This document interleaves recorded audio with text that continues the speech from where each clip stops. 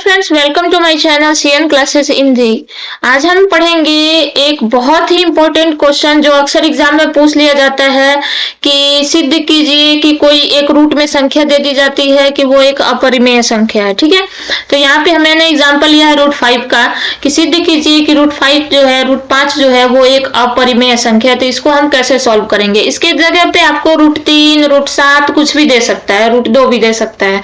तो इसको आप कैसे सॉल्व करेंगे चलिए देखते हैं। ठीक है, तो सबसे पहले हम क्या करेंगे कि जो भी संख्या रूट में दी हुई होगी उसको हमें सिद्ध करना है कि वो एक अपरिमेय संख्या है, लेकिन हम उसका उल्टा मान लेंगे। ठीक है, सपोज कर लेंगे कि जो है वो रूट 5 जो है हमें तो सिद्ध करना अपरिमेय है, लेकिन हम मान लेंगे कि वो एक परिमेय संख्या है। ठीक है, और लास्ट में खुद को गलत साबित करना है। ठीक है, तो मान लीजिए कि रूट 5 जो है वो एक परिमेय संख्या है। ठीक है, तो अब किसी परिमेय संख्या को हम p बाई क्यू के फॉर्म में लिख सकते हैं, p बाई क्यू के रूप में लिख सकते हैं, जहां पे जो नीचे वाला होगा हर होगा q की वैल्यू 0 नहीं होनी चाहिए। ठीक है, क्योंकि हम किसी नंबर को अगर लिख दें 5 बाई 0, नीचे 1 होगा ना, अगर 0 लिख दें तो इसकी वैल्यू क्या हो जाती है? अनंत हो जाती है।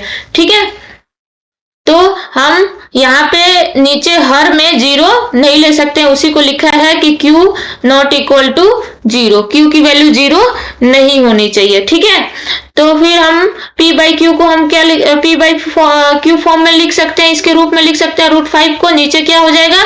1 हो जाएगा।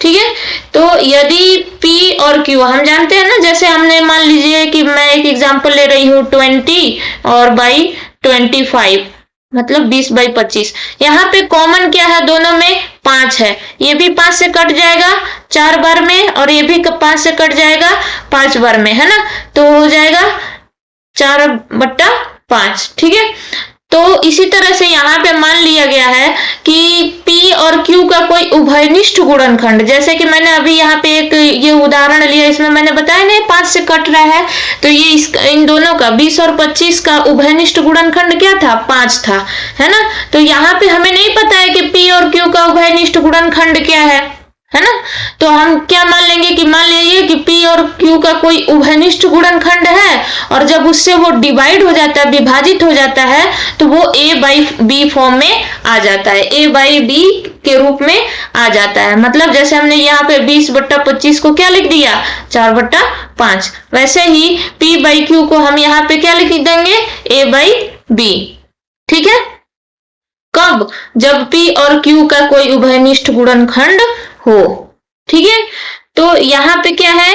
a और b क्या है? सह अभाज्य है, मतलब कि ये एक दूसरे में से कुछ भी कॉमन नहीं है। जैसे यहाँ पे एक दूसरे में 5 कॉमन था, जब हम कटा लिए तो ये 4/5 आ गया, तो इन दोनों में कुछ कॉमन है?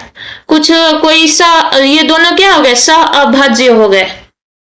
ठीक है, मतलब एक साथ किसी संख्या से भाज्य नहीं होंगे। ठीक है, तो हम क्या यहाँ पे मान लेंगे कि रूट 5 को a बाई b के रूप में लिख लेंगे, और a और b क्या है? सह अभाज्य है। अब इनमें कोई उभयनिष्ठ गुणनखंड नहीं है। ठीक है, फिर हम रूट 5 को क्या लिख दिए? a बाई b के फॉर्म में। यहाँ पे मान लो कि 1 है, तो यहाँ पे क्रॉस मल्टीप्लाई करेंगे तो क्या हो जाएगा? तो रूट 5 के साथ b चला जाएगा, तो रूट 5b हो जाएगा, और यहाँ पे a आ गया। ठीक है, उसके बाद से हम क्या करेंगे? दोनों तरफ वर्ग कर देंगे। ठीक है, तो दोनों तरफ का वर्ग करेंगे तो रूट यहाँ से हट जाएगा, तो ये क्या हो जाएगा? 5 और b का b स्क्वायर, और इक्वल टू क्या हो जाएगा? a स्क्वायर हो जाएगा। और फिर ये 5 नीचे जाएगा तो इधर क्या हो जाएगा? b square equal to a square by 5। इसको हम समीकरण 1 मान लिए। ठीक है, नीचे देखते हैं यहाँ पे क्या कर रहा है? a स्क्वायर बाई 5 को क्या, उसकी वैल्यू क्या आ रही है? b square. ठीक है, इसका मतलब क्या हो रहा है कि a स्क्वायर को 5 जो है वो डिवाइड कर रहा है, विभाजित कर रहा है। 5 a स्क्वायर को विभाजित करता है। अगर 5 जो है a स्क्वायर को विभाजित करता है तो 5 a को भी विभाजित करेगा। ठीक है, 5 a को भी विभाजित करेगा, तो हमने मान लिया कि 5 जो है a को c बार में विभाजित कर रहा है ना। जैसे हम लिख सकते हैं ना कि 15 जो है 15 को 3 विभाजित कर रहा है, तो 15 को 3 कितनी बार में विभाजित कर रहा है? 5 बार में विभाजित कर रहा है। ठीक है, तो वैसे ही हमें नहीं पता है कि ए जो है, ए को 5 कितनी बार में विभाजित कर रहा है, तो हमने क्या लिख दिया कि मान लीजिए कि सी बार में विभाजित कर रहा है। ठीक है, तो हम यहाँ पे क्या लिखेंगे, a is equal to 5c। जैसे मैंने यहाँ पे लिखा ना कि 3 जो है 15 को 5 बार में विभाजित कर रहा है, तो हम 5 किसके साथ लिखेंगे, 3 के साथ लिखेंगे ना। ऐसे ही ये जो है 5 a को विभाजित कर रहा है c बार में, तो a इक्वल टू क्या हो जाएगा, 5c। ठीक है, अब यहाँ पे हम देखेंगे जो हमने समीकरण 1 लिया था, ये वाला।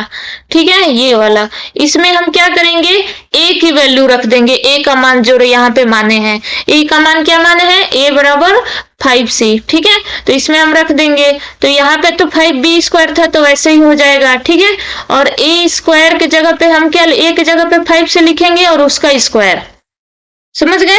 उसके बाद हम देखेंगे, फिर इसको सॉल्व करेंगे तो ये क्या हो जाएगा, 5b स्क्वायर का 5b स्क्वायर हो गया, और ये 5 का स्क्वायर जो है वो 25 आ जाएगा, और c स्क्वायर 25c स्क्वायर हो जाएगा।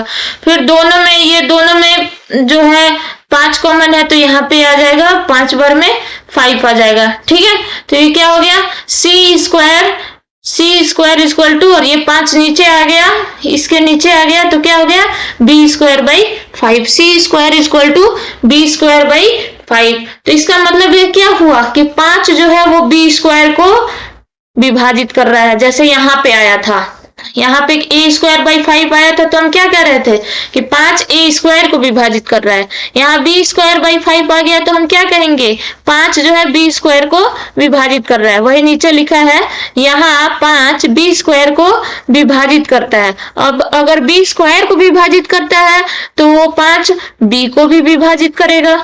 ठीक है, तो 5 b को भी विभाजित करेगा। तो समीकरण 1 और 2, ये समीकरण 2 हमने मान लिया, और समीकरण 1 कौन सा था, ये वाला। ठीक है, ये वाला समीकरण 1 था, जहां से हमें पता चला कि 5 a को विभाजित करता है। दूसरे वाले समीकरण में क्या पता चला, 5 b को विभाजित करता है। इसका मतलब 5 जो है वो a और b दोनों को विभाजित करता है। ठीक है, दोनों समीकरण से हमें मिला कि 5 a और b दोनों को विभाजित करता है। इसका मतलब क्या हुआ, a और b का एक उभयनिष्ठ गुणनखंड क्या है, एक ऐसा नंबर है 5 जो a और b का दोनों का उभयनिष्ठ गुणनखंड है। ठीक है, लेकिन हमने अभी ऊपर क्या माना था कि a और b, अभी हमने यहाँ पे ऊपर क्या माना था, कहाँ गया, हाँ, a और b क्या लिखा है यहाँ, a और b सह अभाज्य है, दोनों का कोई उभयनिष्ठ गुणनखंड नहीं है। लेकिन यहाँ पे तो आ गया हमारा लास्ट में कि a और b का 5 जो है वो एक उभयनिष्ठ गुणनखंड है।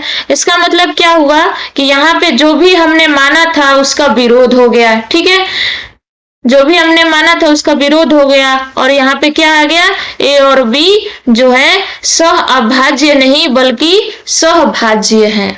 हमने माना था ना कि a और b सह अभाज्य है, लेकिन यहाँ तो आ गया सहभाज्य है। ठीक है, तो इसका मतलब शुरू में जो हमने माना था कि √5 जो है वो एक परिमेय संख्या है, वो हमने गलत माना था, इसलिए √5 जो है एक अपरिमेय संख्या है। ये हमारा यहाँ पे प्रूफ हो गया। ठीक है, इस तरह का जो भी क्वेश्चन आएगा, सबसे पहले जो प्रूफ करना है उसका उल्टा हम मान लेंगे, और खुद को फिर गलत साबित करेंगे कि हमने जो माना वो गलत माना। ठीक है, आई थिंक ये वीडियो आपको समझ में आया होगा।